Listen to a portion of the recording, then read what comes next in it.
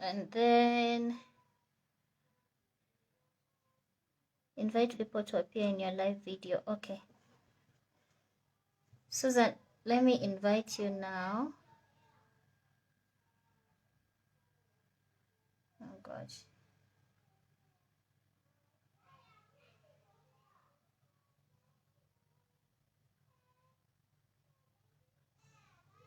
Oh.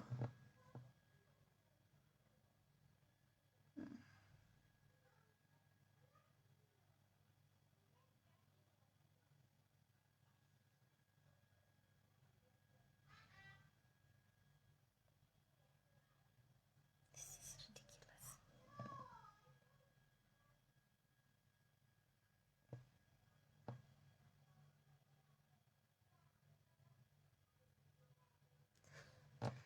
Oh gosh.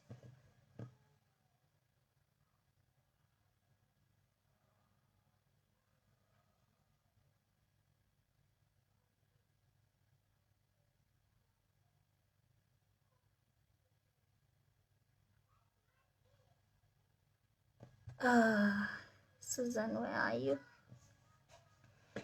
Guys, so I'm trying my phone. I'm trying to get Susan on my phone because the computer is not giving me that option for adding a friend. So I'm trying it on my phone. Sorry about the shaking. So I need her to come. Susan. I can't find her. Oh gosh. I need another phone. I need to call her.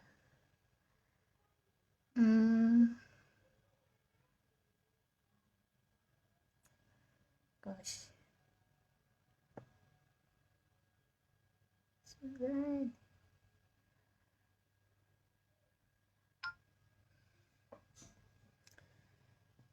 Again, we are so sorry about this delay.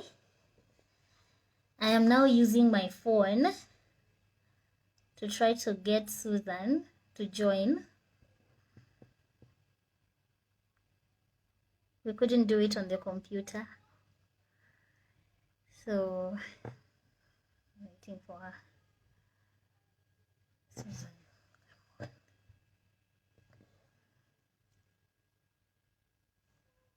I can't see your request. Oh.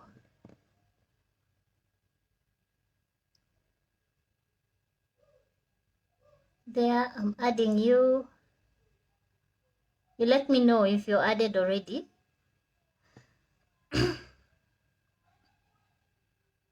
As you're saying, I don't know if you're added.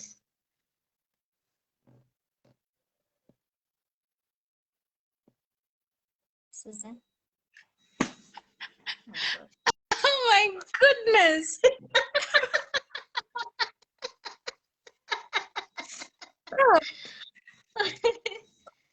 Oh We my thank gosh. God. We thank God. This has taken so long. We are so sorry. We are late by about 30 minutes. Oh, we are so sorry about that, guys. We can't find the option for adding on the computer. So actually decided to use my phone, and Susan is also using her phone. Susan, are you using your phone? Yes, I am. Yeah, we have to tell you that because it's going to be a bit shaky because I can't be, I don't know. Let me try to put it here and see. Yeah, so that even when I move, it won't move around. So guys, welcome back. Susan, is there a way we can record this? I think when you chose the options when you're starting the live, it automatically gets embedded on your timeline, like itajipost hapo, if I'm not wrong. I think technology imenifundisha, I know nothing. I am But I telling think you. yes. So anyway, guys, like I had already done a bit of introduction. My name is Anita, and I have asked Susan Nyabena to join us. Susan is the CEO and founder of Gender Inc. Susan, kindly introduce yourself and tell us a little about Gender Inc. so that our viewers also know who you are and why you have joined this conversation. Thank you, Anita, for having me. First, I would like to apologize. We are late with like an hour. We are so sorry about that. I suppose you learn every day. Technology is not really what we think it is, but we are here now. We thank God. So yes, I am the CEO of Gender Inc. Basically, we focus on creating awareness on gender equality, women's empowerment, and positive masculinity. We devour the issues of sexual and reproductive health rights. We basically we just unpack what gender equality, women's empowerment, and positive masculinity is about, and then we do stories. We stories of victims, survivors, people whose rights had been violated. They want to talk about it. Those ones who have not been covered by the mainstream medias. Yes. So basically, in summary, that is what we do. Okay, thank you so much, Susan. Usually with Susan, we've done many interviews with Susan, and usually we prefer to meet face to face. But of course, due to the curfew and the lockdown and closures of restaurants and everything, there's nowhere we can meet. So we decided to do this live. It's really nice because it's also engaging. We'll welcome your views. We'd like you guys to comment on this. Today this conversation is going to be about teenage consent on sex. The reason why we are doing this is because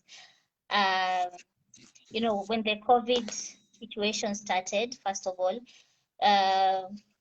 a lot of teenage pregnancies were reported. There were so many. Why am I hearing myself twice? Yeah, so many teenage pregnancies were reported. So really, this is something that we can't ignore. It's something that happens. Teenagers engage in sexual intercourse. It's something that we cannot ignore. I know it's a very uncomfortable topic, especially for parents. Parents would prefer not talking about this, but the many interviews, the many discussions we've had with Susan, we've always said that it's important to talk about these things with the teenagers and the youth so that, they are informed. So even when they're making their decisions, they're well informed about everything. Yeah. So they don't have to learn about important issues from their peers. Some may be, misinformation. Yeah.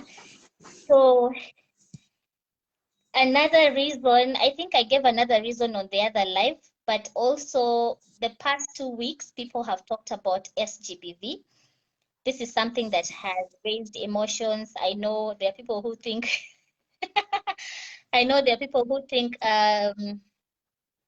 probably I made many posts. They are not against men at all because SGBV is perpetrated by both men and women, except that women, a lot of focus is on women because you'll find that more women are survivors, yeah?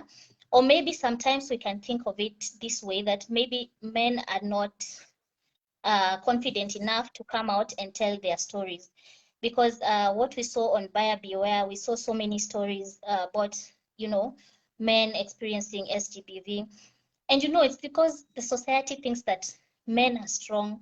They don't want men to express their feelings or even talk about their issues or even cry. Men are told to be strong.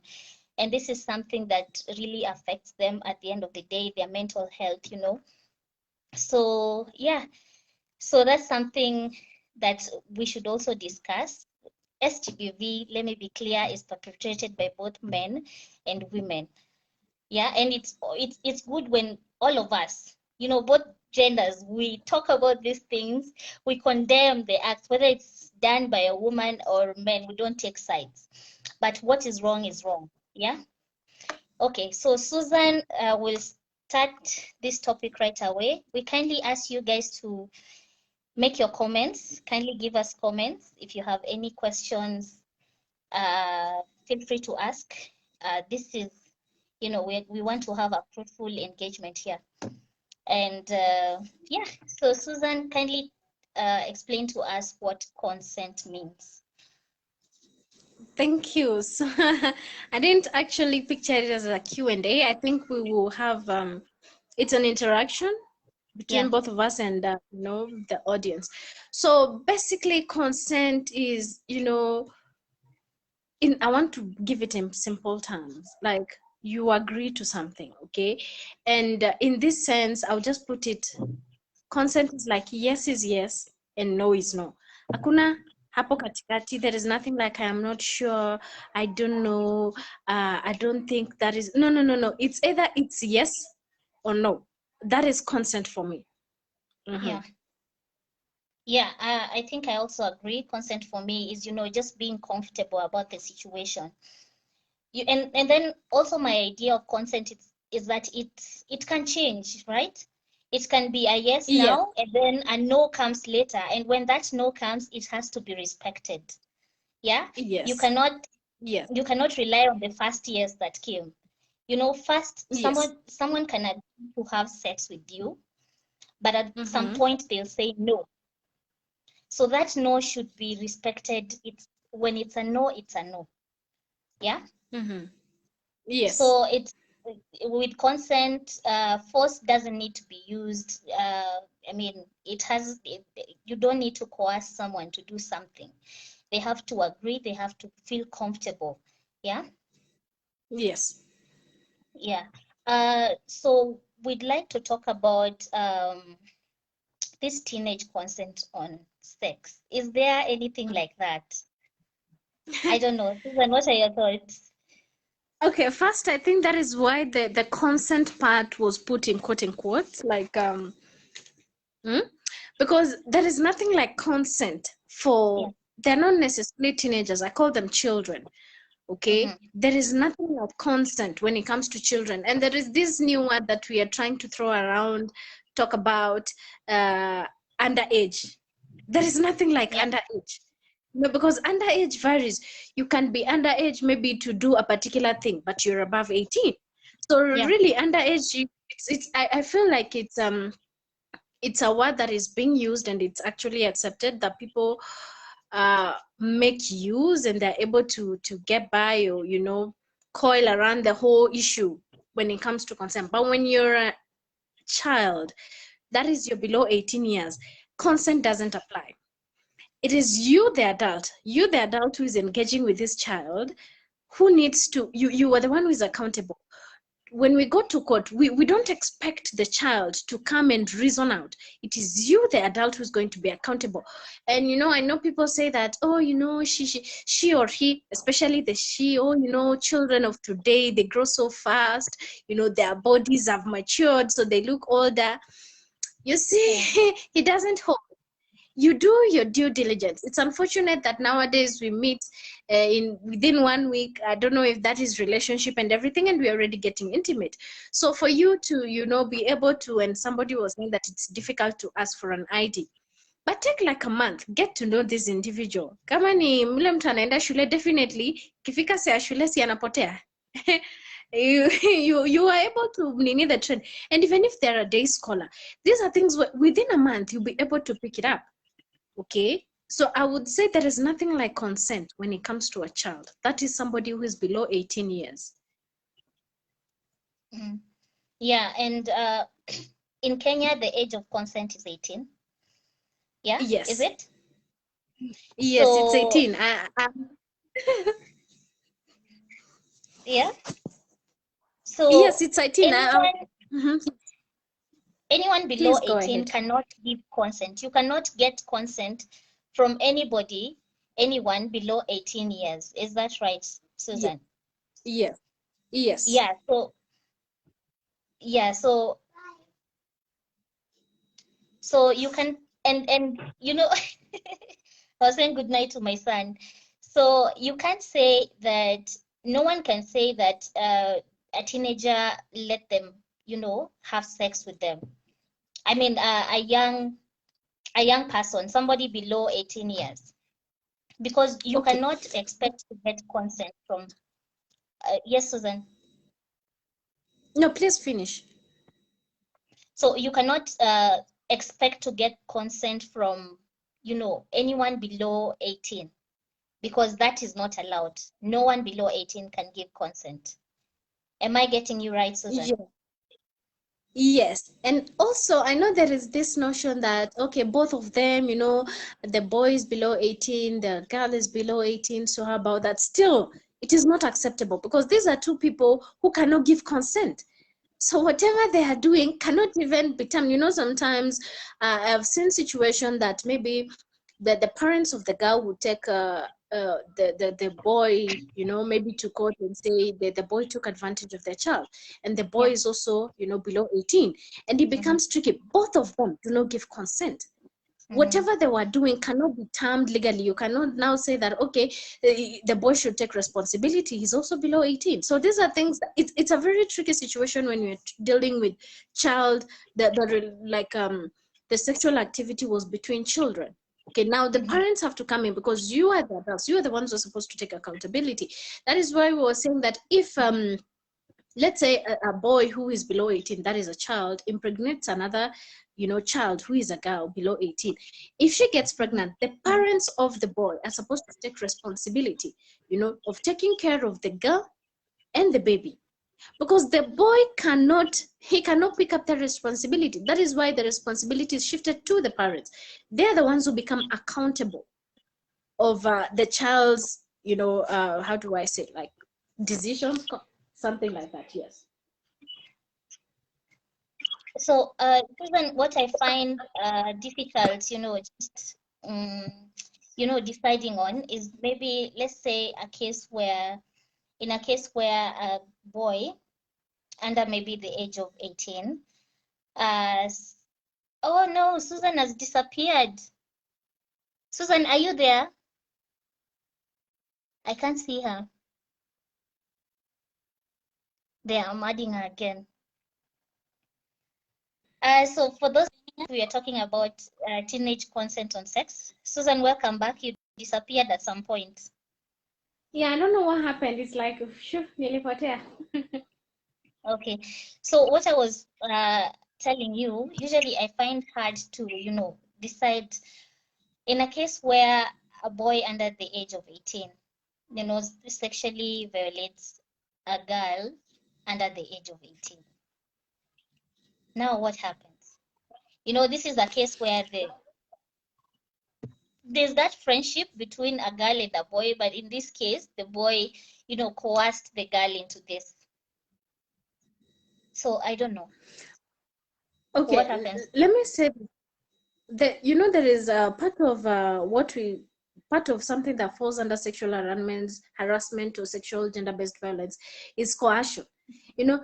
That design, like maybe you tell somebody no, or I would like to wait, let's say, till marriage, and the person is like, oh, if you don't, if you love me enough, you would have sex with me, or if you love me, I don't know, my other girlfriend used to do this for me, or my other boyfriend used to give me money, or that is, it's part of SGBV. It is called sexual coercion.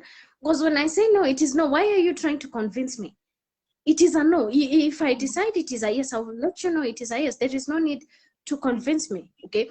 Now, when we talk about consensual sex between teenagers, like children, like I said, that is a different situation. And most of the time, it is parents who take up the responsibility. Now, let's say the boy, the perpetrator, not necessarily the boy, the perpetrator in this case is a child and the victim is a child. Okay. And the perpetrator actually assaulted, maybe he or she raped and things like that. This one, most of the time they first take it to the juvenile court. There are people who say they will take it to, like adult courts and everything, but it's always tricky to, like cut the line in between. People argue this is a child, or it should be a juvenile, but the other one is like what they've done, it actually can go to, like, how do I say, like normal courts. But then again, this one, I would say the lawyers can deal with it, because the law sometimes I think it is just slippery when it comes to human rights. They will just use one clause and everything else out the window. So on this issue, on how they handle that, I would rather we seek a legal opinion. so that people can be able to know. Let's say a minor, sexually assaults another minor. How do you go about it? Yes. Perhaps we would like, if there's a lawyer watching, kindly help us with this. We would like to know your views on this. A case where, there's sexual violence and it's a minor who has perpetrated it against another minor. Now what happens? And another thing that I saw is people talking about, ladies getting themselves in drunk situations. So in this case, say a teenager, somebody young is drunk, and then, they're maybe with another man, an older man. Do you know the responsibility falls on this man, the older man, to actually do what's right, to respect this girl and to not coerce her into anything, regardless of her situation? Because first of all, alcohol, interferes with her thinking, right? So you have no right, to take advantage of her at that point. Even someone who is above 18, someone who is drunk and cannot think, someone who is drunk may not be able to give you consent. They may not be able to be comfortable. They may not be comfortable with what you want to do. So they can't give you consent. So you can't assume that just because they are drunk and, they want to be with you or be close to you or wherever they're behaving, kind of weird, you cannot assume that that is consent. Yeah. So anybody who is drunk, like above 18, you cannot assume that this person has given you consent just because you're drinking together, just because this person is acting close to you. Yeah. Because alcohol makes them think, I don't know, it interferes with right thinking. I don't know how to put it. Is that right, Susan? I just say that it kind of impairs your judgment in a way, just like the way we say, all bars have these, what is it called? The blue lights. I don't know how they're called, the blue lights. So that, when you're drinking and the lights are blue, all of a sudden, all the ladies in the bar are so beautiful, it's kind of way impairs your judgment. Exactly. That's the word I wanted to use.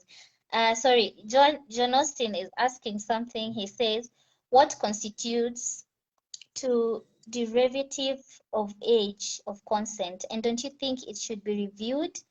For instance, in the US, why would some states like Kansas have it as low as 16 while others have it at 17 or 18? Okay. I saw this thing, Kenyans, we tried to pull it, and people were for it. They were, oh, yeah. But you see, you cannot just lower the age of consent to 16 and then you leave other things else at 18. If you lower the age of consent to 16, then it means that if I reach at the age of 16, I can decide if I want to go to school or not. I can actually be able to have bank accounts. I can be able to do every other thing that an adult is doing. So if at the age of 16, our parents are comfortable that, a child can say, Sasa siendi shule anymore, I am an adult, I want to, make this decision, blah, blah, blah, and stuff like that. If they would decide, what, I'm going to travel, I don't know to where, or I'm going to get married to this particular individual, and there is nothing you will do about it. So you cannot just, I think it is, this one requires more of a moral judgment for you to just insist on just to reduce the age of sex to 16. Alafu those other things, zibaki 18. Please, I think we need to set our priorities right. And then also, when it comes to the consent, the age of consent, my personal opinion is what? Let us have it at an age that we believe the particular individual is now able to understand what is happening to themselves. At the age of 16, that is maybe when emotions are raging. That is when you start to feel some, I don't know, butterflies in the stomach, so they are cold, or things like that. So you cannot, at the age of 16, you're confused. It's like so many things are happening in your life. You're trying to try all of these new things. been hearing, you know, people are doing, or you've been seeing somewhere. And it's so unfortunate. I don't know how the US functions, but it's so unfortunate. Like in Kenya, let me use Kenya, the Kenyan curriculum. We don't, we are not taught, you know, on comprehensive sexual education. We just have the biology where we study the male and female reproductive system, and then we are taught about the STIs and STDs, and then we have a section for HIV and AIDS, and that is it. Yeah. We are not even we are not taught about you know, if let's say you're engaging in sex already, are there options that you're able to have safe sex? Are there youth-friendly services within the country that you could approach? You know, we're not taught about that. It is all about just learn all these reproductive parts and then you'll be able to pass exams. So every other thing else that will teach you, or you will teach yourself from experience as you go on. Now, so let's say, for example, we had a curriculum that covered comprehensively the issues of sexual education, then we could talk about reducing the consent to 16. But you're reducing the consent to 16. If we can clearly see people who are 18, even 18 to 22, we still do not know even what we were doing. You know, like you just get there and somebody will tell you, you know, I love you or I like you. It's like the whole world explodes. You don't even think, you don't even see that this person is after a particular thing. So for me, the age of consent could only be reduced if we have a good foundation, if we've actually incorporated it into our curriculum to have it so comprehensively tackled, then we can talk about reducing it. But at this point, if you cannot even vote for the right leaders, how are we going to to talk about consent? Seriously, Exactly. It's a bit tricky though, for, you know, for different places to have it at different ages, you know, from 16, 17, 18. Yeah. And also, you know, it differs, you know, the age of when you're considered an adult, when you can, you know, go to a club. There are places where they only accept 21 years and above.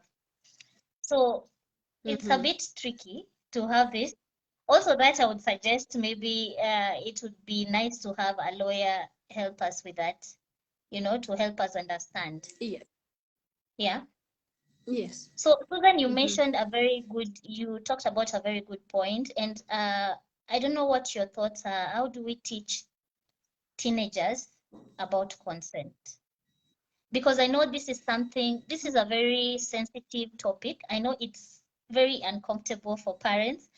I am hoping to be this very cool parent one day. I mean, parent of a teenager,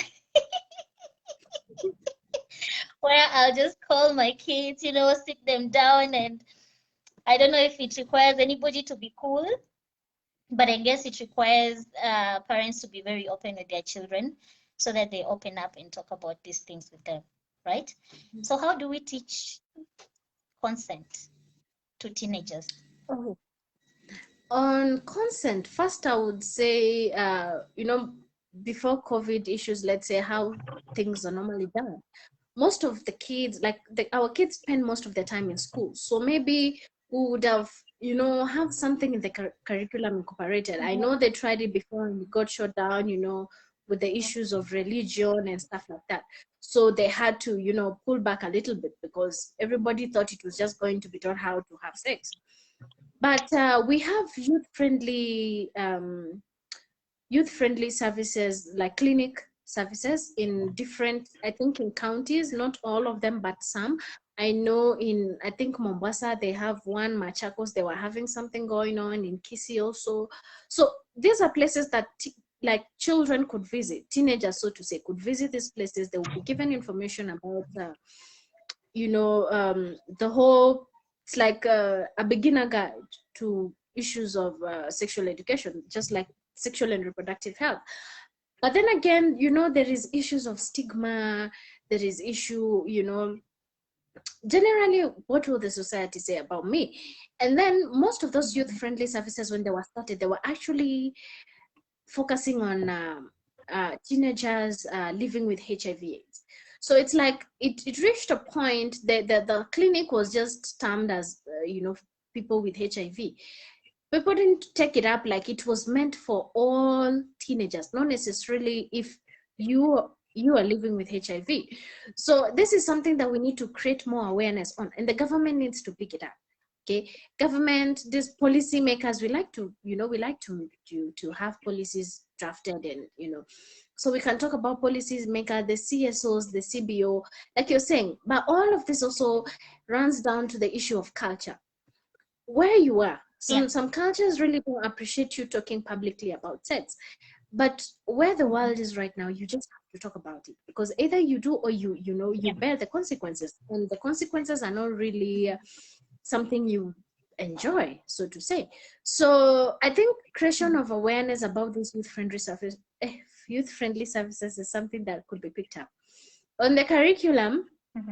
I don't know how far these people have gotten with trying to negotiate around the Christian, faith-based organization, because they strongly feel teaching sexual education in school is actually encouraging teenagers to have sex.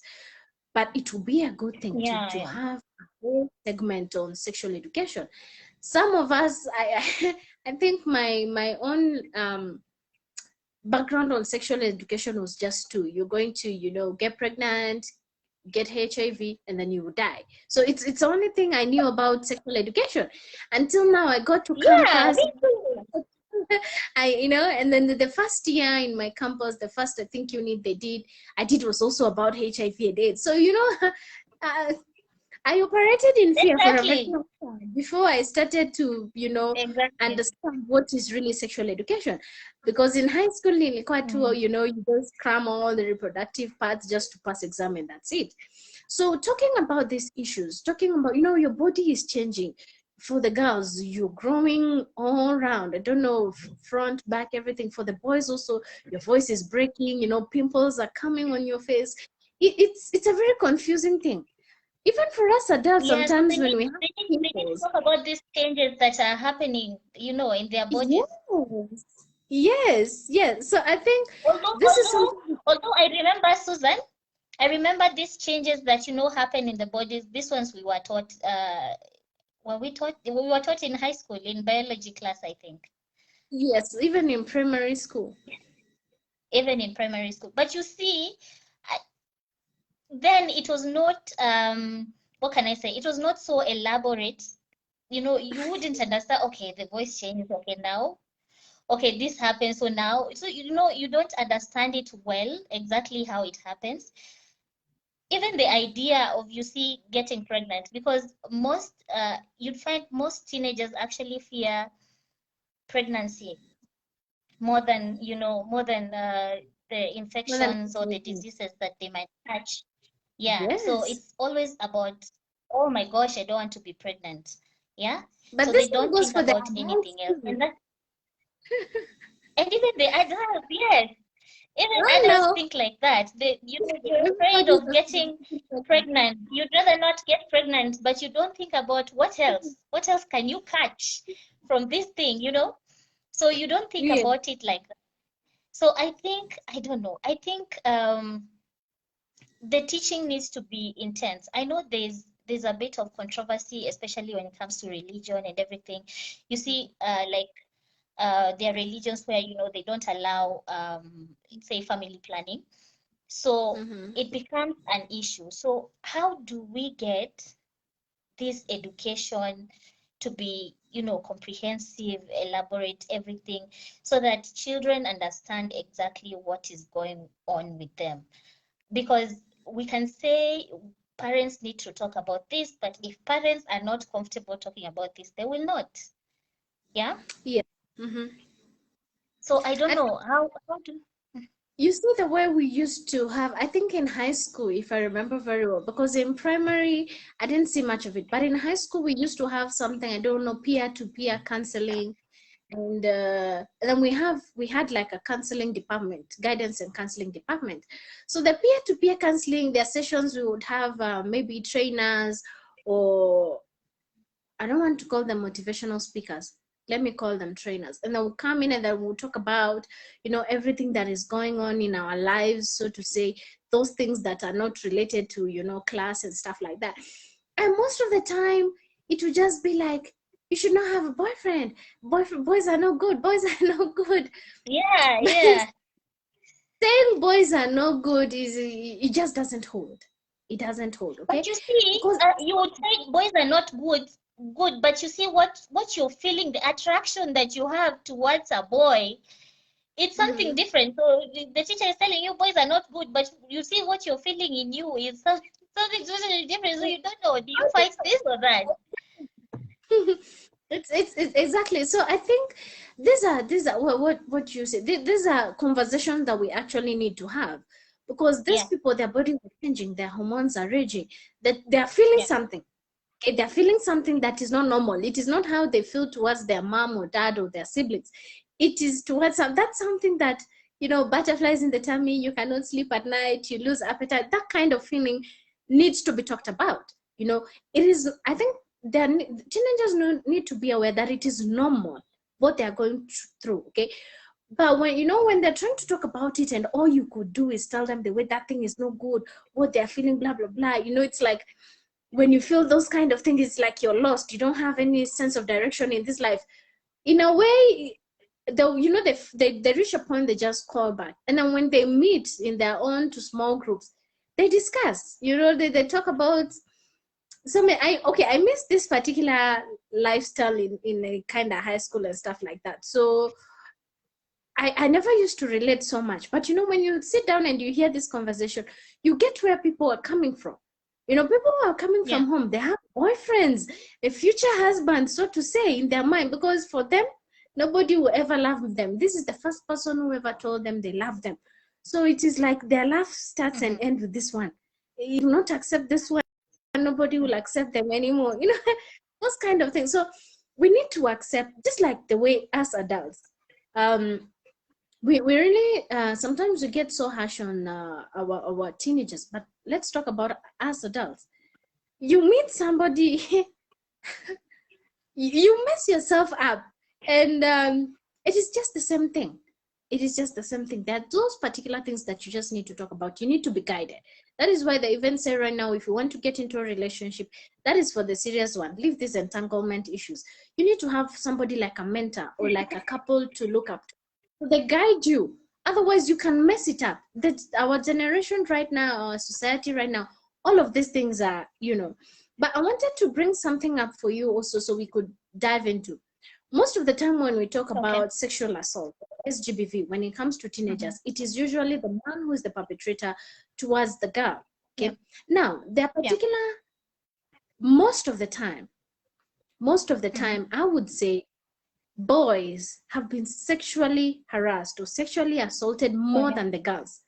In what sense? Mm-hmm. Boys just don't know that they are being sexually assaulted. They do not know. Mm-hmm. So most of the time, we don't get to hear cases of them being assaulted unless there are cases of sodomy and things like that. But you see, for the girl, okay, when a rape happens, the whole biology setup thing, the physical thing happens. But you see, for boys, the excitement that comes with it. And most of my male friends, they said their first sexual encounter was as early as 10, 11, 12 years, and they did not even know what was happening. The older lady was just saying, you should do this, do here, touch here, do this. So for them, it was an excitement, it was an experience. And the macho in a man, he will go and say, you know what, I've conquered. They actually do not realize that they are being assaulted, because for them, Abuse. they have achieved something.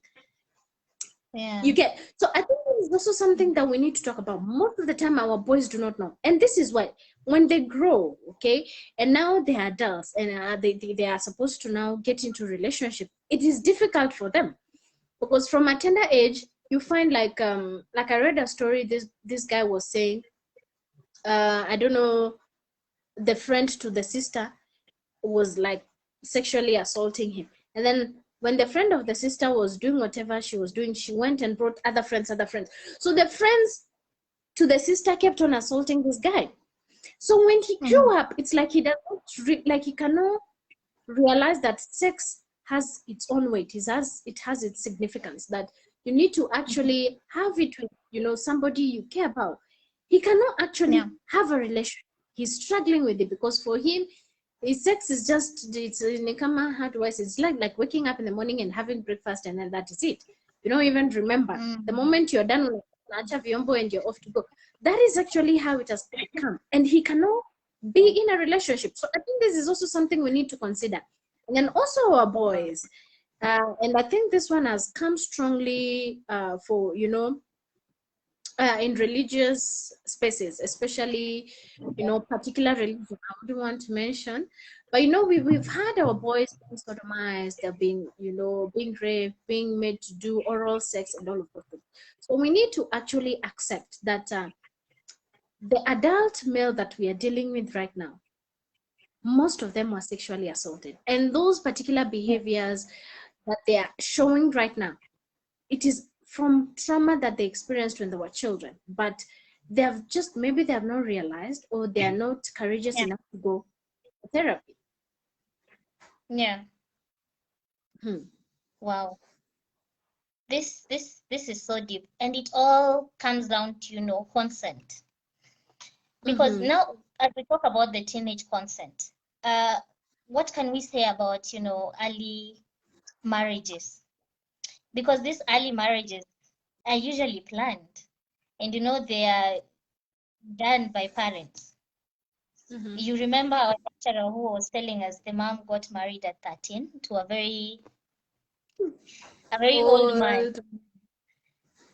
Yeah, so I don't know, how do we get parents to also understand that, because, you know, an early marriage, of course, when it comes to sexual intercourse, it's going to be coerced, it's going to be forced.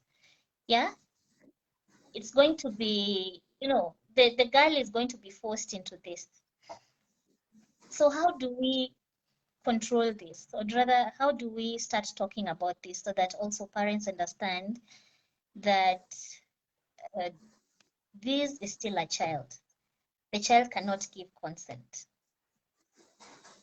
For early marriages, truly, children don't even get to participate. You don't even know. They will just find you a husband and they will say, this is the guy. Keep going, start going. You're married off. You don't even get to say, do I like him? Does he look nice? It doesn't count.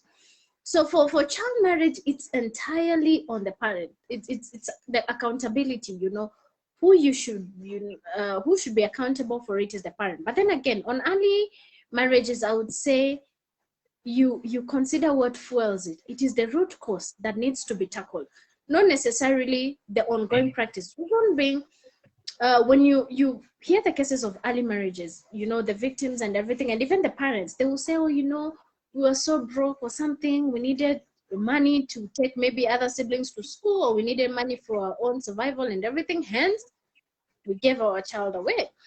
Or I don't know, the parents of the man had done a particular favor to the parents of the girl. Now it is time for them to pay, and they cannot afford to pay, hence the girl is taken away. And then there are religious, there are religious purposes. You know, for the religious one, it is difficult to argue because they strongly believe that they have been instructed to get married. Even religious leaders actually do marry those children. And then there are situations like in Tanzania. I hope the law now changes, because in Tanzania they said your parent can consent on your behalf. By the time you're age of 15, you can get married off. The parent just said that, I think my child is ready to get married, and there is nothing you can do about it. And it's allowed legally. So it's not like you go to court and, you know, try to, So I think for early marriages, we tackle the root cause. Out of the root cause, you are able to, you know, how do I say, eliminate the problem, or rather reduce the cases of early marriages. But otherwise, when you're just going in and it's like you're having parents head on, they're like, you know, we have our own problems. When I remember when I was doing a project in Northeastern, Moyale, Marsabit, and everything, and these are people that they still do barter trade. This story in a person, I don't know, you have, you're going to pay for this thing. It doesn't, they don't even know about it. They still believe in cows. They still believe, they would rather sleep hungry, but the cows are eating. So this kind of people, you're not going to, you know, bring them to a level of understanding that, you know, a child marriage, it is not good for you. You should not do it. This child needs to go to school. They will ask you, which school? There is no school around there to begin with. So which school are you talking out. So I think Mhm. I would say giving, when tackling the root causes, you give alternatives. Okay. So Mhm. if you Mhm. don't want this girl to get married, you want her to go to school because you believe when she goes to school, they're able Yeah. to bring a positive impact in the long run. Then you give them an opportunity to go to school, have schools built, give them scholarship if it is possible. So have alternatives for them. But if you're just telling them stop child early marriage, and then what? We'll sit at home and look at each other. So those are dynamics that we really need to consider. Yeah. But all in that, I've also realized that even when we are teaching, we are, introducing schools and, training them on, livelihood skills and stuff like that. We are fighting culture, and culture is Mhm. really difficult to fight because culture, like I said in another video that I did just a few weeks ago, that culture is good, but there are some aspects of culture that are very bad and need to be eliminated. Now, how do we start eliminating this? Like in my own culture, I know there are practices that are very bad that, I think about it, I'm like, why? Why is that even existing? So, and people actually still continue practicing this, very bad culture, and talking them out of it is very Mhm. difficult. And what you've said about education is really good. Like we are talking right now, and there are listeners and people are engaging. At least, they're getting something from it and, commenting, giving us their views. It's really good because they learn. And when they learn, they also go and spread the news and teach other people. I think that's the best way because if we start, I'll just say, if we start talking to old people about these things, they probably not change their minds. Yeah, because that Mhm. is what they've been raised into and what they believe in. Yeah. Yeah, so for culture, I would also say again, have alternatives. Okay, if you're getting rid of one particular practice, have something they could look up to, or rather reinforce the good ones. So Okay. let's say in my community, we are well known for practicing FGM. It is like FGM is the only identity we have. Okay, FGM and witchcraft. So unfortunately, you cannot get rid of FGM and reinforce witchcraft. It doesn't hold, right? But we have other positive aspects that we have other positive cultural practices that we can reinforce. So if you do not have an Yeah. alternative, then tend to reinforce the good ones, okay? And then be able to shift. Mm-hmm. So they shift us from this particular practice that needs to be eradicated, and they will be able to reinforce the good ones and or rather find alternatives. But you see, defining what is good culture and what is bad culture sometimes is also difficult because somebody will be like, okay, in our community we don't see it as a bad thing. In your community, Yeah. let me give an example of wife inheritance in the Luo community, for example. Wife inheritance is a whole lot. It's a whole perspective of violation of somebody's right. Okay, but Yeah. you find somebody who come and be like, okay, somebody who is pro for the culture will say, you just make sure that the lady is not left alone and all of those things, the man is taking care of her, all of those things they've got to say. But if somebody from outside is coming to tell you that this culture is not good and everything, then you need to find alternatives. How so? If you want these people to stop wife inheritance, then it means there has to be something that is taking care of those widows. Okay, those widows Yeah. actually need to be empowered to be able to find, maybe if it's get vocational training skills. From there, they're able to engage in small businesses that will bring an income. If not, Yeah. when women before they get married, I don't know if your culture has it, but my culture, even till today, we have something we call the aunties committee. The aunts will call you and give you all sorts of advice on how to be a good wife and do we have those things. So in that wife committee, those aunties committee, sorry, the ones that we find difficult to eradicate, they should be able to teach you as a woman, at least get Yeah. something going. When you get married, it does not mean that the world has come to an end. Okay, so it is just the husband. The husband should provide everything. The husband. No, you've got to pick up some things. Hence, therefore, God forbid, if your husband dies, you have something to fall back on. Okay, Yeah. be able to educate people about these things. And also the men, right now I tell people it is good to write a will. As much as it looks like it is a Western culture, it is good to write a will, so you're able to cater for your wife and children. And also as women, it is good to write the will, so you're able to cater for your wife and husband, children and husband. Okay, so Yeah. it cuts both. You need to find an alternative and be able to reinforce the good culture. Mm-hmm. Wow. I know we have digressed, but what I'd say usually I find really appalling with this wife inheritance thing in my culture. I know there are people who still practice it, but the fact that you're inheriting someone, and then you do not help them in any way. Your job is just to go and engage in sexual intercourse with them and leave them there. Whether they get pregnant, whether they get sick, whether they are poor or what, none of your business. As in, it is just appalling. And it's really bad because it even leaves the widow at, a worse off position, and the children, they suffer and all that. Because the idea of getting, you would think the idea of getting a partner when, your spouse dies is getting someone who, is able to support you, right? Yes. Yeah, whether financially, emotionally, whatever. But there's someone there to support you. But this one is just to make you poorer. I mean, it's so bad. It's so bad. Every time I was even talking to my dad about this, and I was like, no, this is not good. And for the people who still practice it, this is really bad. Yeah. If at all it has to be upheld, then let that person be forced to support the widow and the kids. Yeah. Yes.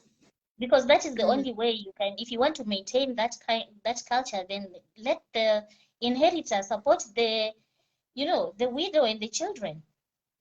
Yeah. Yeah. But you see, So anyway, yeah. I'm seeing a question here. This Francis is asking. My question is, who is an adult? Because we are focused more on a legal definition rather than a psychological one, where adulthood starts from ages of 20 to 21. Do you want to come in? Do you want to comment first? My question is, who is an adult? Well, the legal one is for anyone above 18. And the psychological, Francis is a psychologist. Psychological one, ages from 20 or 21. I don't know. That is when the mind develops. But you see, even at 20 and 21, I'd say the mind maybe has not developed fully. There are people who still do not understand exactly, how this sexual intercourse thing works and everything. So I think that's a very valid question. But you see, the legal definition is from 18. So I don't know how to go about it. Susan, help. I think mostly we focus on the legal definition when it comes to issues of abuse. That is where it cuts. And that is why I said the law is very slippery, because they can just use one clause and throw the whole situation out of the window. But when it comes to legally, the reason why we say there is nothing like consent when it comes to a child that is somebody below 18 years. We don't even want to hear. I don't know if she had grown or he had grown. His voice was so nice, and I don't know what, or the lady had, physical features that were attractive, or she was seducing you. It does not hold. Hence, we use the 18. Now, on the psychological one, I know I've heard people say that as much as somebody is above 18, parents should allow them. I don't know that for somebody to get married, they should be at least 21, because 21, like he's saying, is when you are able to grasp. But when you look at it actually psychologically, for you to be able to start to actually understand what things are happening is maybe when you're getting to 25. For women. For men, it's also another whole issue, because you meet somebody at 28, 29. They don't even know what they want in life. Okay, so when it comes to psychological development, or where adulthood starts, when it regards to psychology, it varies a lot. And it also, I would say, with the little background on psychology that I have, it also is dependent on many other issues: the environment, the reinforcing factors that they have had around them when they were growing, or the ones that they have currently. It all contributes to that. So for I agree with him with the psychological part, maybe 2021, but I will not put it there. I would say 25, because surely I finished campus at 22. Let us not even talk about it, but by the grace of God, I was able to position myself. God helped me, so glory be to God. Yeah. You see, at 25 is now when you start to realize that, what, actually they are responsibilities. Because at 22, you're still being supported by your parents. What do you know? You don't even know how much it is to pay electricity. You don't even realize that KLPSC is taxing your 500 shillings or 100 shillings that you send for tokens. Would you hear money just gets sent, or things are getting paid for you, so life is good? So at 25, now we get to realize that you've graduated, maybe you've stayed out for a year or two, and then reality hits. Maybe parents are like, unajua, now we are letting you go, we need to focus on the other ones, your younger siblings. So I agree completely. I agree with you, Francis. So the next question here is what, I'd seen Lorna had actually answered to one of the questions up. Yes. Oh yeah, I think that was the discussion that was brought about. Now there is there is one story that I came across, and I would say, parents, we need to this is to the parents. I would throw it to you, Anita, and then people can come and comment. Most of the cases of sexual abuse, when it comes to minor, that is children below the age of 18, they said that they wanted, at some point in time, they wanted to talk about it. Some did, and when they did, it's all about, you're lying, you're just a bad child with bad character, you're trying to what is it, like, taint somebody's name and things like that. And then there are others who are like, their parents are so strict, or they're so harsh, you don't even know what to tell them. So I think you are a parent. You are a parent. You're having two beautiful children that are growing up. How would you handle a situation if, let's say, your child comes to you and say, Uncle Nani or Auntie Nani is doing you? You have a boy and a girl. So the boy comes and say, Auntie Nani is touching me around these places, around my Nini. And then your girl is like, Uncle Nini is touching me here and there. You get my point. So how would you be able to react to these particular situations? You see, first of all, I'm just holding my head because I'm just having an instant headache, even thinking about it. But like I said, for me, I would like to have this kind of parenting style where I have, I get my kids free with me, have an open discussion with them and talk about these things, so that even when they grow or whatever happens to them, they are able to come to me and open up and tell me, there's a video I did, it's on YouTube, about how you can get your kids. I can't remember the title of the video, but I mentioned this thing about being open with the kids, and actually teaching them things that as they are, not calling something, calling, the sexual organs. If it's a vagina, you say vagina. If it's a penis, you say penis. Yeah. So I know sorry, my dad is watching. Oh dear. But yes, you say that, and then you don't give it, sweet names, trying to, sugarcoat it and all that, because there was this story. Sorry, I've digressed, but I'm just trying to get to the point. There was this story where there's a girl who was being sexually abused by the nanny or something. So she's trying to tell the teacher, but the teacher cannot get it, because the teacher is like, yeah, give your auntie more cookies. Continue giving. It's good. Give her cookie. She asked for a cookie. Give her. Or give who? Yeah, so the teacher was not understanding exactly what's going on. But it's because the parents are telling the child to call this cookie. No, call it by its name, so that when the child comes to you, you can understand exactly what they're saying and have these open discussions with children. I like my kids to be free with me. You know, I don't know if it's easy or difficult. I know it can be a bit uncomfortable or difficult, but for me, I'd like to start having it as young as, you know, as young as 6. Usually people say as young as 8 years. I don't know if Yeah, that's young enough. there is, let me bring it closer to home. We have cases that blood relatives assault our children. Okay. So you find your blood sister or your blood brother is actually assaulting your child. Okay. This is a family matter. You are all family in this particular case. So how are you going to tackle it? Are you going to say, okay, it is family, you know, and this is uncle, or this is auntie, or are you just going to go rock and say, you know what, you're an abuser, or you're a perpetrator, or you're all of these things, and we take the high road? Oh What my options gosh, would you? let it be known. Let it be known. Whether it's my, whatever, a close relative or anything, I will go rogue.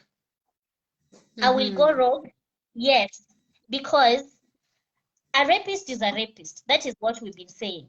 You know, when it comes to rapists, whether you are a close relative, I don't want to know. You have done this, you have sexually assaulted a child. You have to pay. So it comes from you have to make them accountable for it. This thing about people going to protect their relatives at the police station, getting them out of the police stations, or and they have raped someone, at you know, that's their uncle, that's their brother, that's their what. You know, these people don't account for their, their mistakes, and that's when they start doing these things over and over again. They're like, if I continue, nothing will happen to me. They will do this to your child, they go to someone else's child, and another's child, and another's child, and it just becomes this very bad circle. Yeah, I think that I agree with you. I would say to parents that if it doesn't matter how close the person is to you, even if it is your husband, and they've assaulted your children, it does not come, because at the end of the day, the more you the more you protect the perpetrator, the more they have power to the victims, and they keep on harassing. And like you said, those ones around you might not be the only victims. There are other people out there. Now, Anita, I want to ask you another question. I'm seeing time is moving, so I want to ask you another question. I'm sorry I took over the conversation. It was supposed to be the other way around. No, it's okay. Segment of this discussion that people do not talk about. High school, okay? Yeah. When you were in high school, I don't know how your high school was, but in my high school, if it was even suspected that you're having a relationship with a teacher, you get expelled and the teacher will be sent somewhere or whatever. I don't know, they will be transferred or something like that, okay? And sometimes, there is more, like when the person is being expelled from school, definitely that is victim blaming.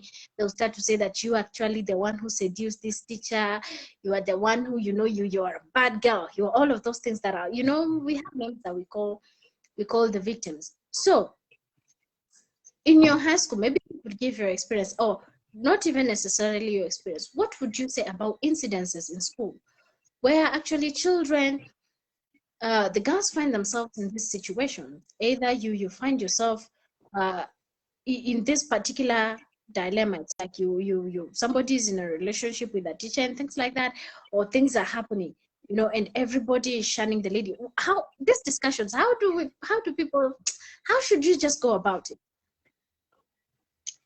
Susan, this is a very tricky question. I call it tricky because in high school, you'll find somebody is even infatuated. You have this infatuation with the teacher. You like the teacher, you're infatuated. You see a good, handsome teacher, and you're like, oh, wow, that could be my boyfriend. But you see, I would say the responsibility lies on the teacher as the bigger person, to stop any kind of, Susan, are you there? Yes, I'm here. My phone is battery low, so I'm just trying to move closer to a charging system. Okay. Okay. Mhm. So I think the responsibility lies on the teacher to act right.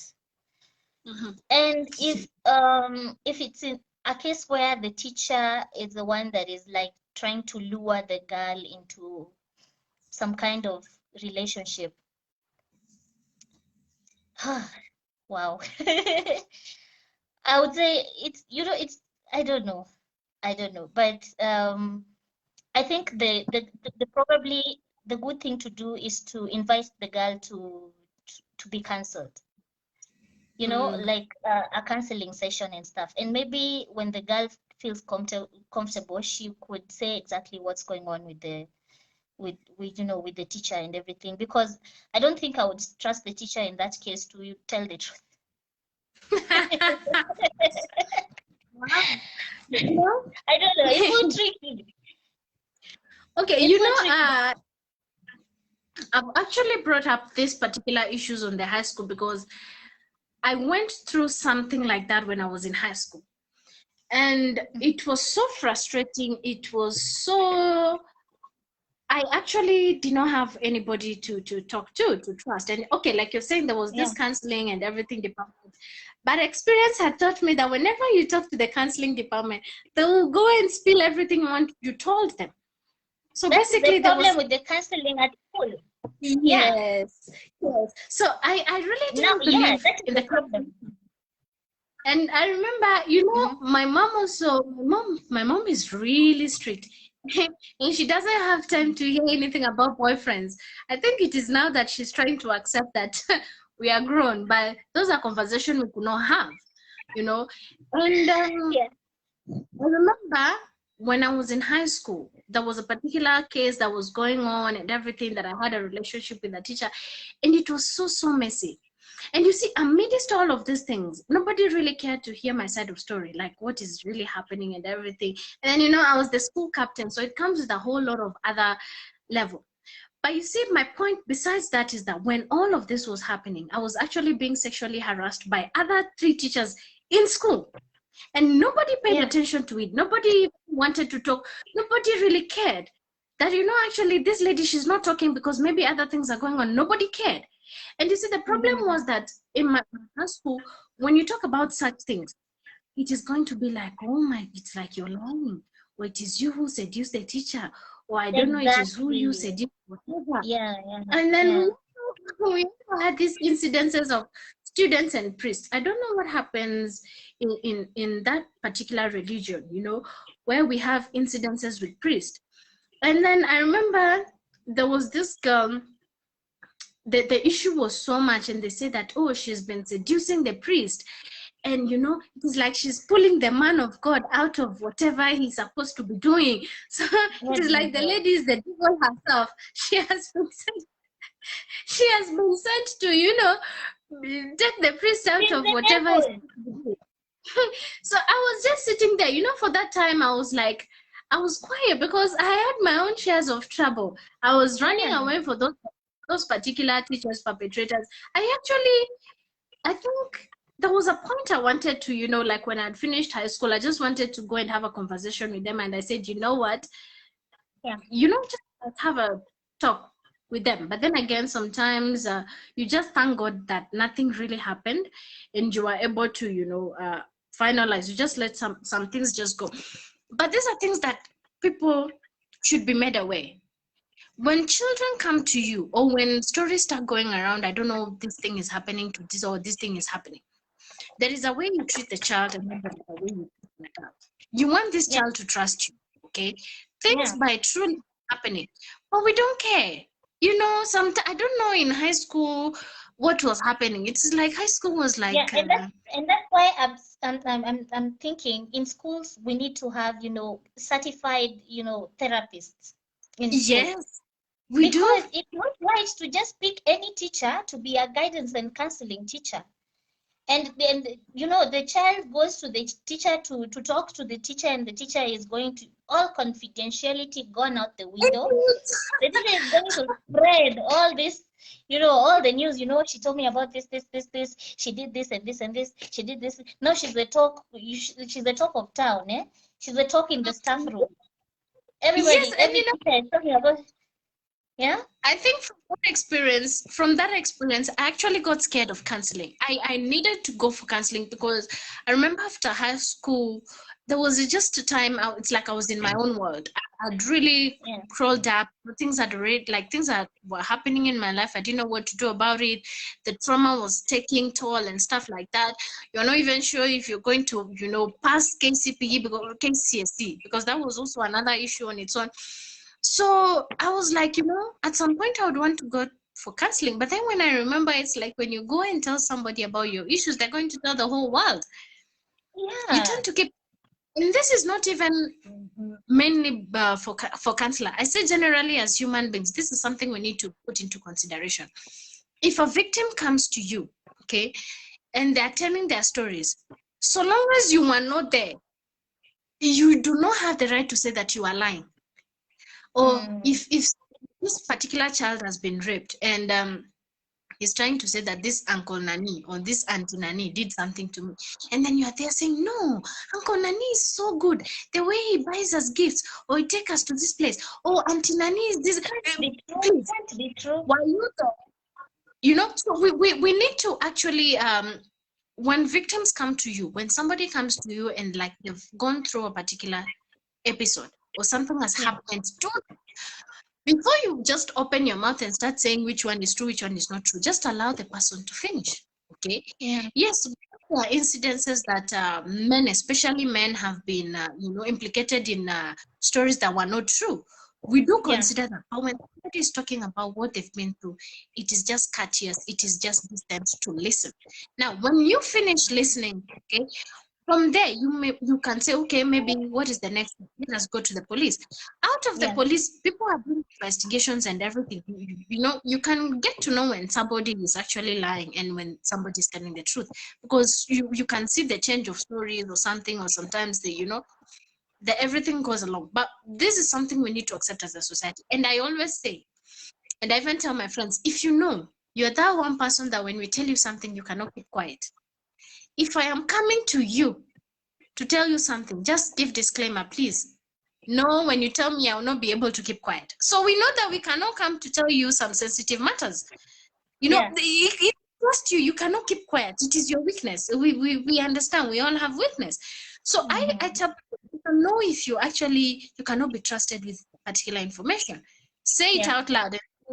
This is my weakness. So people, don't come to me when matter is sensitive, because I will tell the whole world. But if you want something to be known to the whole world, then definitely I am the one to tell. So I think there's I really wanted us to, I've also digressed. I'd really wanted us to highlight this issue of high school, because we have children who come back from school. You know, maybe And they they're used to be, teenagers. they used to talk so much. All of a sudden, they're not talking. All of a sudden, they're in their own world. They don't want to associate with people. They are not eating. Their grades are going down. And you all parents were like, wewe unacheza shuleni. Oh, umeanza kucheza. And you know, our generation was like, wewe umeanza kujua wanaume. So nobody really takes, or you know, get to understand that this child might be going through something. You know, And you've actually raised a good point, because they are teenagers. These kids in high school are teenagers. So I would suggest schools need to have, like what I said, they need to have certified therapists who understand exactly, you know, the ethical issues that they need to abide to, the ethical standards. You can't just pick any teacher that you find there who has done maybe psychology somewhere, a little psychology, and they're there now guidance and counseling teachers. They need to be certified. And also the responsibility lies on the male teachers. Say if it's a male teacher that maybe is in this case, if a student expresses interest, tends to express interest in him, the teacher needs to report it immediately, you know, to whoever they're supposed to report to, so that when this case becomes something else, somebody knows already that he reported. Yeah, because there are also cases where kids can lie, high school Yeah. kids can lie. Yeah, and it messes up someone's career. So it's good for the teacher to report this incident the minute something happens, not wait until it's really bad, because no one will believe them at the end of the day. So they need to report it. And also Yeah. the child needs to, if you know a school has a reliable and maybe a trustworthy guidance and counseling, staff, the kids will easily go to that person and open up and talk about their issues. And also I'm sure the staff can see how to help. Yeah, the guidance and counseling staff. Good. I'll highlight this question from Francis, and then I'll bring a question to you. Now, Francis is saying, I have a problem with the legal definition because its origin is founded on that right to vote rather than development. A lady who is 18 or 19 is still a teenager who is pregnant. That is still teenage pregnancy that is unreported. And Francis, this I agree with you. And I can say it all falls in the cracks on whatever policies that we've been making. When you check the UN Charter on Youth, they define youth from the age of 15. Okay, the African Charter define youth from the age of 18. And then out of that, it's 18 to 35, and I think the UN has a two age, like 18 to 25, no, for 15 to 25, and then they have another group from, I think, I don't remember, but I know mostly of this one for 15 to 25. And most of the time, it is where people fall in the crack, just like the way we talk about children, youth, and then, I don't know, old age or something. It is what actually has brought issues when it comes to gender inequality. When we are fighting about issues of women's rights and stuff like that, most of the time the young women are left out because they don't have a particular segment. So it says it all lies again on the spaces crack on policies. So we call out to these policy makers, the lawmakers and all of those people. They need to actually encompass all of this thing, put into consideration and be able to agree with that.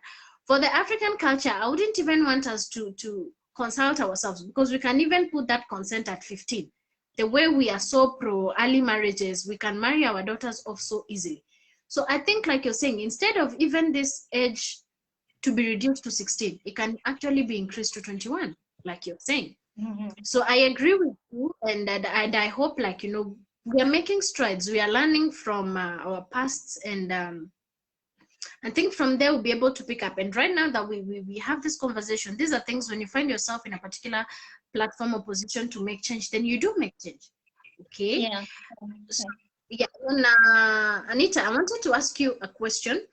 Okay. Let us talk about the religious. Religion is one place that we find it very, people don't, it's untouchable, because when a man of God is speaking, it is like that man of God is like second to God. So even if he's wrong, you just tend to justify his wrong because he's closer to God. So we've had issues of sodomy for boys who've worked with priests. We've seen in churches, Protestants, where actually pastors have raped, girls, or what is it called? Like engaged in those sexual activities with children, people under the age of 18. We've seen even some even do it in front of the congregation. Yeah, this one's, leave these adults, leave adult situation where they say, like, if I suck your breast, the demons will come out, or if I have, if we get intimate, I don't know, I will get the devil out of you, or if we get intimate, I will bring the spirit inside you. Leave the adult situation. We'll talk about it on another day. That one is something different. I'm talking about children, those believe that they need to be nurtured. We have programs in churches that actually, let's say, like, for the priesthood, we have these people that they're called massavas, the one, they wear the thing and they're carrying the candles, they are carrying the sacrament, all of those things. You know, they're helping in church.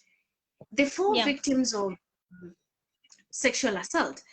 But remember, Mm. these are men. So how would you tackle the whole aspect when it comes to religion and sexual gender-based violence? Wow. Wow. You know, I don't know. This is so, it's actually really difficult because uh you find these boys or even these girls, um they've been, is it hypnotized or whatever? I don't know. They've been deceived into thinking that what they are going to do to this pastor is for their own good. Yeah, so they will not realize that they are being sexually abused. The boys will think that this is the way to please this man of God. And I don't know, I think I would, if I were working in, a place like that, like a church, or even if I was someone like a nun or something, I would, but finding these people is really difficult, Susan, because they're very secretive. Even their own people who are there, the leaders there, they would want to protect them. They would want to protect these perpetrators. But say if they are known, they have to pay for their crimes now. Mm? Mm. I mean, they just have to pay because these people are very secretive. They wouldn't want this information to be out. And the only way it can be out is maybe through parents or through guardians who can speak up and say this and this is happening. So You how know? would you say, let's say, for example, I speak up and I come and say this particular leader in church is sexually harassing me. You know, the first thing we always do, we want to cast the demon out of you because this demon is making you, I think it is Lie the story about. you, yeah. And we will say that, the devil is using you. You're trying to bring down a man of God. Well, okay, we understand that there are actually people who lie. Okay, there are those situations Yeah. where people will just come with fake stories and they just want to tell people no. That is one issue aside. We are talking about actual incidences that have happened.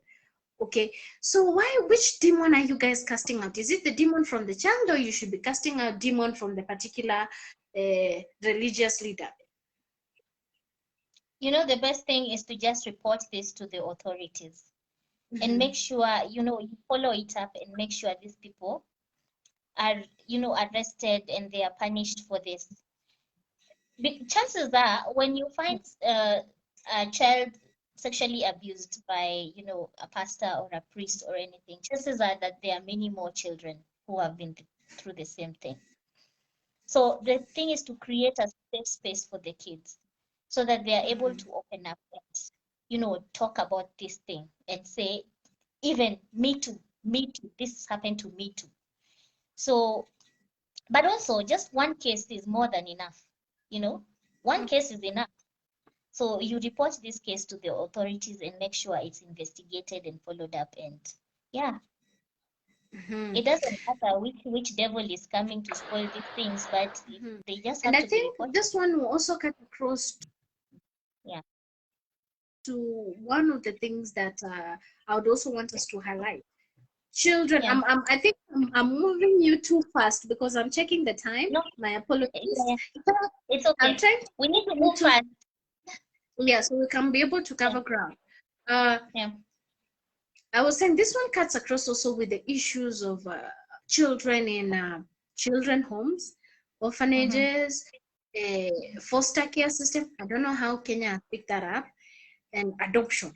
I think we don't talk so much about the foster system and adoption, but Mm. we are aware children homes are here, with us, the orphanages and things like that.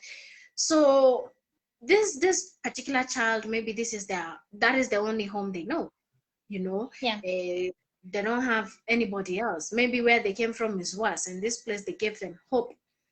How do actually first, how would you be able to even get to that children home and be able to teach them that, you know what, if somebody is sexually assaulting you, this is how you would know, these are signs you should be checking for, or if they do, they should go and report. Do you think even the management will allow you to have such a discussion? What do you No, think about it? Susan, it's difficult. It's tricky. And you know, we have those gaps. We have those gaps, even in law itself. We have those gaps that they actually need to be addressed. Because you have Mhm. someone owning a children's home, they're managing a children's home, but there is nowhere or no one in government that cares to, you know, investigate what happens in these children's homes. Until we see some case, you know, popping up somewhere in the news, no one, you know, is there to monitor the activities in these children's homes. So I would say that's something that is really difficult, and I'd say it's something that maybe is still not happening in our country. Yeah. Do you think that maybe the government is not doing as much? Yeah, the government is not doing as much. Even its own children's home, this government children's home, what's its name? I've forgotten. This one that had children who have special needs and everything. There's a time it was in the news. They were shown how they, you know, they mistreat the children. They give them the wrong medicine. They really mistreat the children. But Mhm. the government was not aware. It was not aware. So the government is not doing anything. It's not doing anything, you know, concerning these children. Maybe they're only focusing on the cases that are being reported. But you see, a child will not leave the children's home to come and report. They probably threatened. There's a time a child approached me. He was asking for some money some money for food. And I said, okay, who sent you? And he told me the children's home he was coming from. And I said, okay, why can I give you food instead? Why do you want money? And he told me if I don't go back with money, I will not be given food and I will sleep outside. Yeah. And you can be sure when kids are already put in that situation, it's very difficult for them to open up. And it's very difficult for someone from outside to know exactly what's going on inside, unless, you know, there are authorities that are put there to, you know, to monitor and the activities in these children's homes. Hmm. That I Yeah. agree with you, because also at the end of I know there are government officers who are always sent to do, you know, like to check or whatever and things like that. But I think I would say they're all in it. I say that if something is happening uh, to somebody, or whatever is happening, an activity, a violation of human rights, and you're aware about it, and you do not know, you do not do anything, you're just quiet, you're silent. See the difference between, let's say if it's a rapist, the difference between you and the rapist, the akuna, you and the rapist, same. For me, if people are to be convicted, or I don't know, prosecuted, you together and the rapist together. Because I believe that I think the government has, when I was working at the children's homes, there are times we'll do a visitation to this particular children's home. And you know, those days, it's just like the way, you know, when we were in high school and visitors are coming, or primary, the school is so clean. We are all so clean and smiling. I don't even know what we were smiling for, but we were also looking nice and beautiful, you know. So it is Yeah. always like, so long as you say that you're coming, they're always prepared. And Yeah. I think So we there can needs have to, more they need to have checks. random checks. Yes, random checks, exactly. So I think this way you are able to get them, and sometimes you can just pop in anytime, or even just talk to the kids, not necessarily like go through the management and things like that. And then it reminded me of one particular children's home. This particular lady, it was a lady, and whatever she was doing to the kids was not nice. It was actually that particular one of the incidents. I don't know, maybe it was from that home we made it. She would send the children out to go and beg for money, and she would say that the economy is so tough and she doesn't have money to feed them, so every child should feed themselves. So Hmm. when you go out, the money you bring, it is like it is equivalent to whatever you get, like the food, the school you will go, and things like that. Sorry. So I remember the time, you know, the government, the children office was so tired of her, and they said they are going to close down the children home until she is able to, you know, I don't know how those legal terms are called, but until she can prove that she's able Yeah. to run the home, you know, financially, give a budget and stuff like that. You know what the lady Mm-hmm. did? She just removed all her clothes. And she started screaming. She said, "Oh, our life is on this children home. So when we are closing the children home, what do we expect? Like it's like we are taking the purpose of her life. It's like the meaning of her life is actually embedded in the children's home. So when we are closing the children's home, it's like we are killing her." And you know, okay, the meeting or the conversation we're having, we had like more of men. So you can Yeah. imagine, and the way their culture is, so long as a woman undresses, especially an older woman, you They're are all cutting. going through, you know?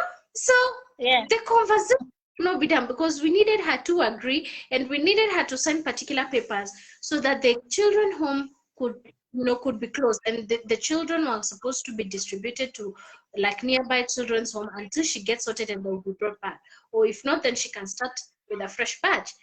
So she was Mm-hmm. undressing and she was doing all of these things and blood. So people ran out of the offices because you don't want to be the one who saw an older woman nakedness.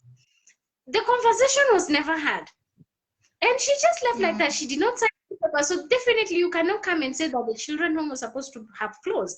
You understand how the law works. She would just say, I did not sign any papers. So, you know, and things would go like that. And I felt like these are areas that we need to accept that sometimes, not sometimes, there are cases that women are actually enablers or perpetrators of violence themselves. It is not necessarily men. And from the conversation we've been having last week, it is like, oh, women versus men, women versus men. It is not women versus men. Women are perpetrators. Violence is just Yeah. violence. As rape is rape, a rapist is a rapist. These things do not have gender. There is no Yeah. like women violence, men violence, child violence, or I don't know, persons with special needs or persons with living disability. Violence is just violence. If you are a rapist, Mm-hmm. you're just a rapist. It is not that you're a female rapist or you're a male rapist, you're just a rapist. So I think these are Mm-hmm. also those things that we would like to highlight.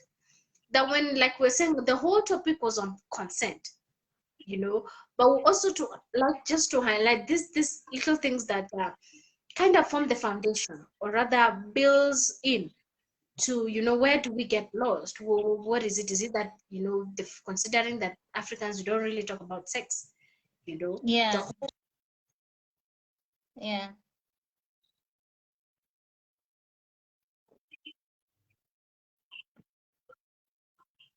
you can guide now on the way forward from here. Yeah. I think if there are no questions, we'll end the video in a few. At least we talk about the teenage consent on sex, and we've said a child cannot give consent, right? So Mm-hmm. it's actually considered sexual abuse. There's no consent when it comes to a child. There's no consent at all. Whether she looks like an adult or anything, there's no consent. So you are an abuser if you're going to, have sexual intercourse with a child. That's sexual abuse. So I know we've digressed. We've talked about very interesting things. I know most of us have learned some things. But one thing is for sure, at least in Kenya, we need stricter laws on this, anything to do with SGBV. I think it needs to be made strict. I know people are saying during these discussions that it needs to be made strict in a way that a man is castrated, a rapist. But now, how do we punish the woman? How do we punish the woman? If the man is going to be castrated, then this rapist, this other woman who has sexually abused a boy or a man, what happens to her? Mm. Yeah, Mm-hmm. so I think these are things that we still need to have many discussions on. They're very interesting, they're very nice, and it's good to keep the conversation going. Another thing that I'll keep on saying is that parents need to create an open environment with their children where their children can come and talk to them about anything, you know, if they're having difficulties or challenges somewhere, if somebody somewhere is trying to lure them into something or abuse them, they'll be able to open up and say something. You know, sometimes it's better to see these things, you know, before it's too late.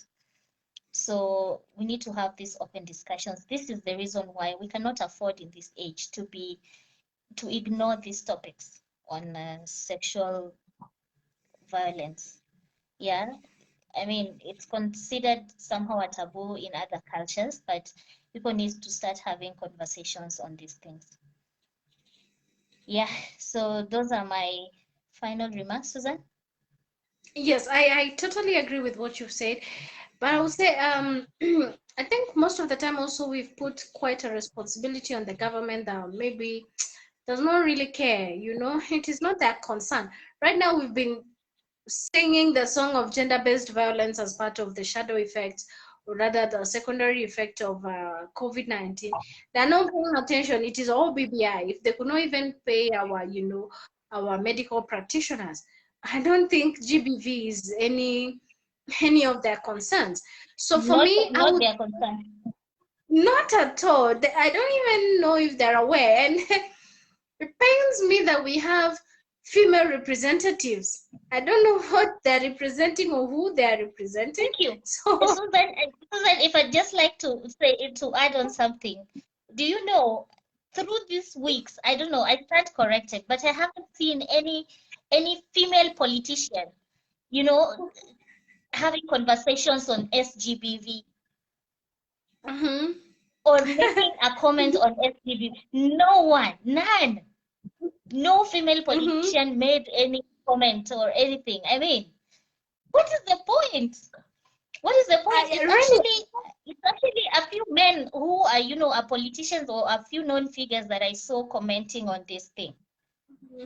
Yes. Yeah. So for me, I totally agree. Like, I don't, sometimes it reaches a point we need to accept that the government might not really do much for us. So it all starts with you. If you're in an environment, if you're in a place, and you can see something is not right, you can see somebody is being harassed, somebody is being sexually harassed, voice it out. Yeah. Talk about it. Okay? You say it. Maybe you don't even know where to go, you don't know where to start. But start with the person next. Say, you see this one, he or she did this. Start circulating it all around. Start circulating it all around. In the process, you meet somebody who can guide you on what to do. I think this is something we discussed that we'll talk about as we are continuing. We are going to make a video and talk about what people should do, you know, when maybe somebody has been assaulted and things like that, what processes should be followed. So you become aware, because this information is critical and it's not being offered. It's like you have to pay and go and learn it somewhere. So I think we'll collaborate with Anita and have something for you guys. But like, as I was saying, so talk about it. Where I live, there is this particular guy who has a habit of harassing women.